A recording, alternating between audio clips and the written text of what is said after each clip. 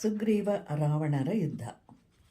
ವಾನರ ನಾಯಕರೊಂದಿಗೆ ಹಾಗೂ ಸುಗ್ರೀವನೊಂದಿಗೆ ಶ್ರೀರಾಮನು 2 ಯೋಜನಗಳಷ್ಟು ವಿಸ್ತಾರವಾದ ಅತ್ಯಂತ ಎತ್ತರವಾಗಿದ್ದಂತಹ ಸುವೇಲ ಪರ್ವತದ ಶಿಖರವನ್ನು ಹತ್ತುತ್ತಾನೆ. ತ್ರಿಕೂಟ ಪರ್ವತದ ಶಿಖರದಲ್ಲಿ ವಿಶ್ವಕರ್ಮನಿಂದ ನಿರ್ಮಿಸಲ್ಪಟ್ಟ ಸುಂದರವಾದ ಕಾಡುಗಳಿಂದ ಕೂಡಿದ ಲಂಕೆಯನ್ನು ನೋಡ್ತಾನೆ.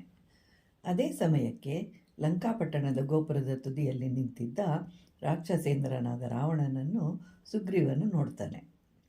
ತಲೆಯ ಮೇಲೆ ವಿಜಯ ಛತ್ರ ಶೋಭಿಸ್ತಾ ಇರುತ್ತೆ. ಸೇವಕಿಯರು ಬಿಳಿಯ ಚಾಮರಗಳಿಂದ ಬೀಸ್ತಾ ಇರ್ತಾರೆ. ಶರೀರವು ರಕ್ತ ಚಂದನದಿಂದ ಕೂಡಿರುತ್ತೆ. ರತ್ನಾಭರಣಗಳಿಂದ ಅಲಂಕೃತವಾಗಿರ್ತಾನೆ.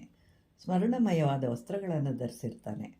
ಐರಾವತದ ದಂತದ ತುದಿಯಿಂದ ಗಾಯವಾದ ವಕ್ಷಸ್ಥಳದಿಂದ ಕೂಡಿರ್ತಾನೆ. ವಾನರ ನಾಯಕರು ಹಾಗೂ ರಾಮನು ನೋಡ್ತಾ ಇದ್ದಂತೆಯೇ ಸುಗ್ರೀವನು ರಾವಣನನ್ನು ನೋಡಿದ ಕೂಡಲೇ ಕೋಪದಿಂದ ಕೆರಳುತ್ತಾನೆ.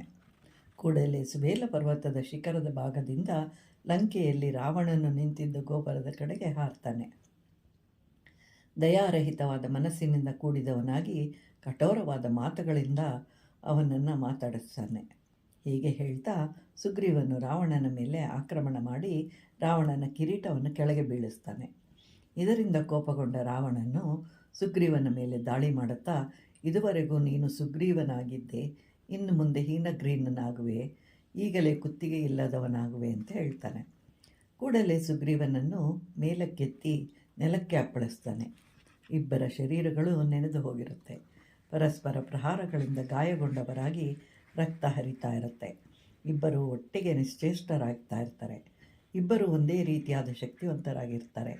ಮುಷ್ಟಿಗಳ ಪ್ರಹಾರದಿಂದ ಗುದ್ದಾಟ, ಅಂಗೈಗಳ ಪ್ರಹಾರ, ಮೊಣಕೈಗಳಿಂದ ತಿಳಿಯುವುದು, ಉಗುರುಗಳಿಂದ ಪರಚುವುದು, ಒಟ್ಟಾರೆ ಭಯಂಕರವಾದ ಯುದ್ಧವನ್ನು ಮಾಡ್ತಿರ್ತಾರೆ. ಇಬ್ಬರು ಒಬ್ಬರನ್ನೊಬ್ಬರು ಎತ್ತಿ ಎತ್ತಿ ನೆಲಕ್ಕೆ ಅಪ್ಪಳಿಸ್ತಾ ಇರ್ತಾರೆ. ಇಬ್ಬರು ದೀರ್ಘವಾದ ನಿಟ್ಟುಸಿರನ್ನು ಬಿಡ್ತಾ ಇರ್ತಾರೆ. ಮತ್ತು ಇಬ್ಬರು ಮೇಲಕ್ಕೆ ಹಾರಿ ಪುನಃ ಯುದ್ಧವನ್ನು ಮಾಡ್ತಾ ಇರ್ತಾರೆ. ಇಬ್ಬರು ಸಂರಂಭ ಹಾಗೂ ಶಿಕ್ಷೆಗಳೆಂಬ ಮಲ್ಲಯುದ್ಧದಲ್ಲಿ ನಿಪುಣರಾಗಿರ್ತಾರೆ.